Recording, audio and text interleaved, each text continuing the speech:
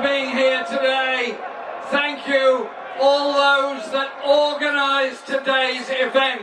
Can we say thank you to all of those volunteers that did so much to put this event on? And thank you to all of the unions that helped to finance it and support it and mobilise for this event. And I want to say a personal huge thank you to Mark Sawatka and his wonderful new heart. Mark has been through some terrible strains and stresses, and whilst he was there in Papworth, he was keeping up with everything that's going on. And it was a delight to be in touch with him, but also to hear from him that his deep commitment and concern, not just for the members of his union, but all those that are victims of austerity all over this country. Mark, thank you for what you said today and what you've done on all the other days. I thought Parliament Square was absolutely full 2 years ago when we met here in the aftermath of the 2015 election. I didn't think you could get any more people into Parliament Square, except today when there are more than ever.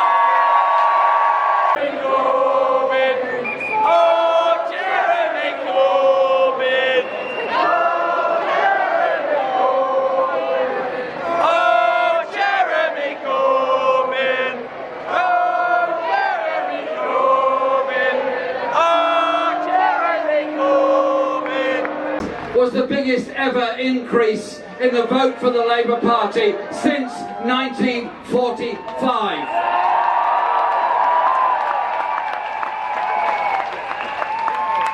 And a campaign that was written off at the beginning by the commentariat, by the broadsheet newspapers, by most, not all, but most of the tabloid newspapers, written off as a walk in the park for the Tories. Something happened.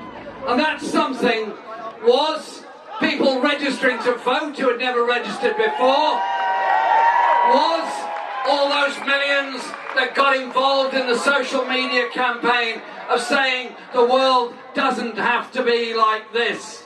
And it was those tens and tens of thousands that came out to rallies all over the country in ever greater numbers as the campaign went on, saying, we are a people, we united, we are determined, and we're not going to let ourselves be divided or austerity divide us. Stitched up a cosy deal with the DUP, which suddenly values every DUP MP at 100 million a year, more than any Premiership footballer. And if you'd seen them playing football, you would not offer 100 million for any of them, or even all of them. And that cosy deal put together in order to do what? Vote down the Labour proposal that we end the public sector pay cap. And so I say to any public sector workers in Northern Ireland or anywhere else, don't have any illusions in these people. When they started the austerity programme, they meant it, and they meant it to carry on, and carry on with a growing gap between the richest and poorest in our society, with a growing impoverishment of those at the bottom, a growing underfunding of local government, health, education, and all the other things that we all need in a civilised society. If you drew a map of Britain and coloured in with red all the poorest parts of the country and overlaid it with another map of those that have had the biggest cuts in public expenditure, whose local authorities have been bled dry, one would obliterate the other. The austerity programme is brutal and selective to the poorest people and the poorest parts of our communities. And if ever there was an object lesson about what austerity really means and what poverty really means in Britain, look at the disaster of Grenfell Tower. Not one of those people need or should have died. Every single one of them could and should have been protected. But somewhere along the line, there was a whole system that led to them living in a fire trap. I take my hat off.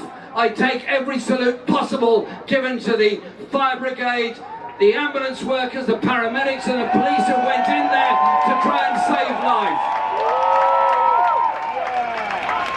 They went in with incredible bravery because of their determination to save life in that desperate towering inferno. A towering inferno where the poor died in the richest borough in Britain. It's simply wrong. And the hypocrisy, and the utter hypocrisy of government ministers and others who queued up in the chamber over there in the House of Commons to heap praise on the emergency services the following day to cut their wages by refusing to lift the pay cap. The hypocrisy is absolutely unbelievable. But the election campaign showed something else.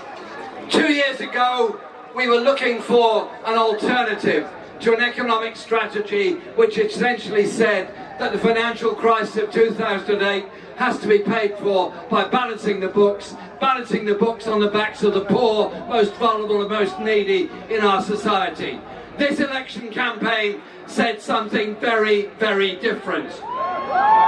John McDonnell spoke earlier and set out the kind of alternative economic agenda that does increase taxes for the top 5%, that does increase corporate taxation in order to change the life chances of the majority of people in this country. A society that wants to succeed and be at ease with itself would invest more in the life chances of our children, starting with the very youngest, so that those not yet old enough to go to school get at least 30 hours a week in a good environment, playing together, learning together, socialising together, growing up together, getting that message of what a community can be like. And those, when they go on to primary school, not being in oversized and supersized classes, those in primary school getting a decent school meal, getting teachers they need, getting the education they need in the space they need, and their head teachers not stressed out by trying to collect money from the public to balance the school books. An intelligent society would invest in our education and all of our children, not cut them and not stress out our teachers and our children. And you know what? Education is about learning, of course. It is about safety, of course. It is about being in a secure environment, of course. But it's also about giving our children, giving our community the space to imagine, the space to enjoy, and the space to play music and art. And that's why I'm so determined that we will invest in arts and culture education in the future with a pupil arts premium. The lottery, and it is a lottery of the postcode which effectively decides the life chances of a child almost at birth, must end. How is it that we're deciding the life chances of a child at 2, 3 and 4, knowing which ones are likely to end up in university and which ones are not? It means spending public money in all parts of the country, not denying the chances in the poorest, often post-industrial areas of Britain. And for older children who want to go and get an apprenticeship, want to go on and achieve in life their skills, their ambitions, their dreams, too many of them are foiled in that because they can't afford it. Foiled by college fees, foiled by the loss of EMA, foiled by the huge university tuition fees that they're being charged. I say instead, tax the corporates that we can educate the young. Many sleeping on our streets and trying to survive, and so many growing up, children growing up in overcrowded, damp, overpriced private rented accommodation. That is the face of modern Britain with the Tories. That is the face of modern Britain with austerity. End austerity and invest in the future. Invest in decent housing and opportunities for everyone else. Because the election campaign was presented as a kind of walk in the park for the Tories.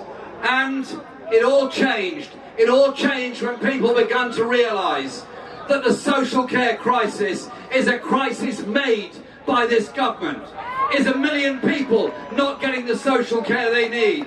Many women having to give up their life chances, career opportunities or jobs just to care for a needy relative or somebody that should be getting the social care that should be provided by all the rest of us.